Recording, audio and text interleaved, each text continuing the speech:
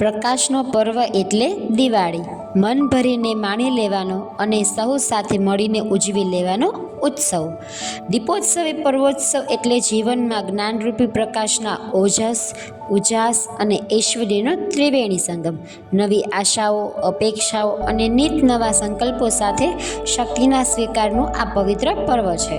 ફોનની દુનિયા કરતાં બહારની દુનિયા ખૂબ જ સરસ છે. ઇન્સ્ટા, વોટ્સએપ જેવા સોશિયલ મીડિયામાં આવેલા મેસેજને ફોરવર્ડ ન કરો.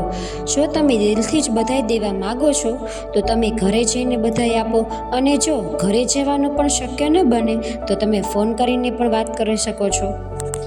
ઓનલાઈન શોપિંગની જગ્યાએ બજારમાં જાઓ, બજારની શોભા વધારો, ફેમિલી સાથે સમય વિતાવો.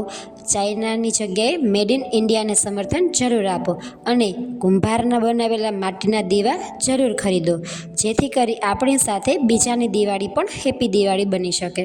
તમે એકલા હોય ત્યારે ફટાકડા ફોડવા નહીં, પરંતુ વડીલોની હાજરીમાં ફટાકડા ફોડવાનું ચાલો. નવા વર્ષથી આપણે સૌના સુખ, શાંતિ અને આનંદનો વિચાર કરીએ. સૌને મદદરૂપ થઈને ત્યાગ અને સમર્પણની સુવાસથી જીવનરૂપી બાગને મહેકાવીએ. આવા શુભ સંદેશ સાથે વિક્રમ સંવત 2082ના નવા વર્ષની શુભેચ્છાઓ સાથે સૌને સાલ મુબારક, નૂતન વર્ષાભિનંદન. Happy new year.